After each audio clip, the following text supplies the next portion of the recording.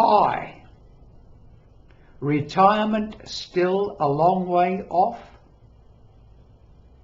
You're only in your 40s, maybe, and you're going to retire in your 60s. That's 20 years away. That's a long time.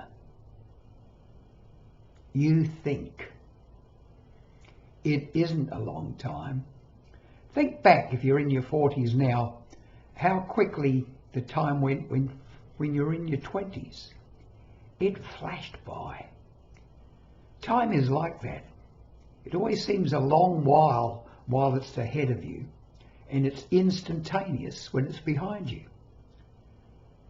That's the way our minds work. So if you're in your 40s now and you think, I'm going to retire in my 60s and I've got plenty of time to organise everything, think again.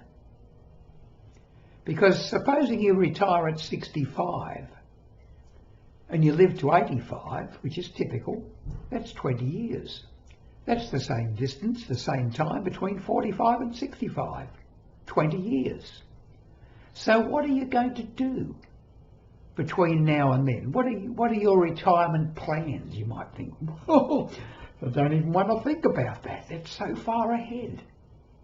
Anyway, I'm in a superannuation scheme. In other words, all you'll be thinking about as far as your retirement goes is whether you'll have enough money to last. That's such a small part of it.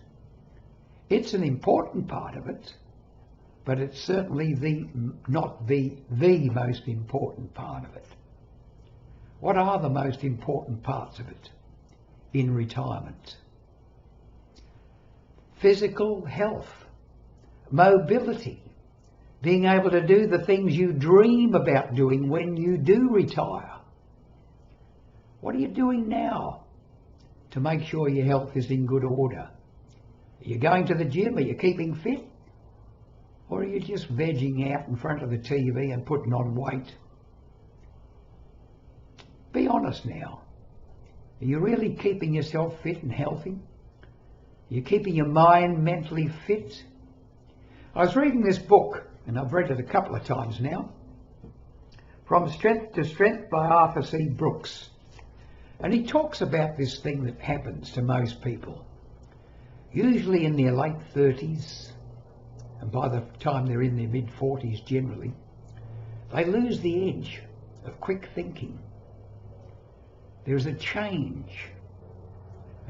from one type of thinking, being able to put things together quickly, make quick decisions, to a different type of intelligence, based on a slower momentum, where wisdom and experience counts. And that's what you need to start thinking about as you grow older. What are you going to do with your life in retirement? It's not like the superannuation schemes will tell you. You won't be sitting for 20 or 25 years on the beach, in a beach with a beach umbrella up and a little table with a bottle of wine on it. You might do that now and again, but what are you going to do with all that extra time you've got to fill in? And if you have big plans there about what you want to do with that time, are you going to be fit and well to do it? It's not just all holidays. I often joke, people ask me, what do you do, Tom? I say, I'm on the 7-day weekend. So I have the freedom that comes with a weekend off for 7 days, but I still have to make the choices. I still have to fill in the time. I still have to make my own routines, and I still have to sort of make my life interesting. No one else is going to do that for you. You have to do it. So if you're in your 40s, maybe 50s, and you think retirement's a long way off, it isn't. It's closer than you think. So look at the aspects of it. Body, mind, and spirit. Get the balance right. Keep the body healthy. Keep fit, keep supple, keep strong. Keep going to the gym. You will lose muscle mass. You will get weaker as you get older. But it'll happen only very, very slowly, if you make the effort. I've been retired now for 30 years, over a third of my life. I wrote a book some time ago called The Final Third. The Final Third.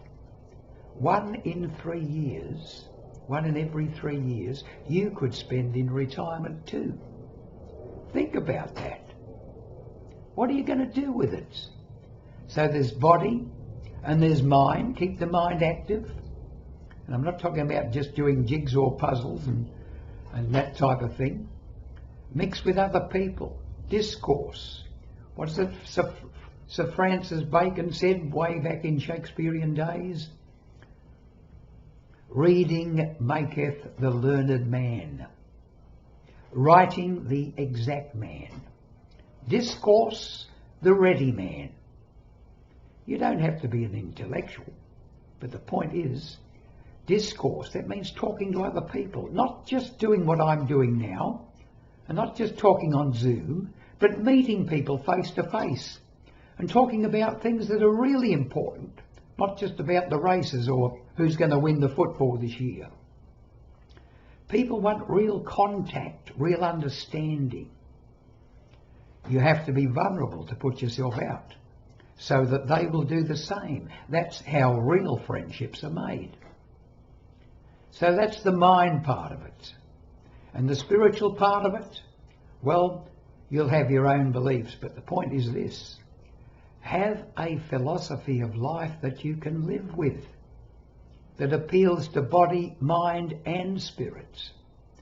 Do these 3 things and start working on them now, no matter what your age. You will be retired one day. And if you're already retired, still do these things. You'll push out those years and live that much longer.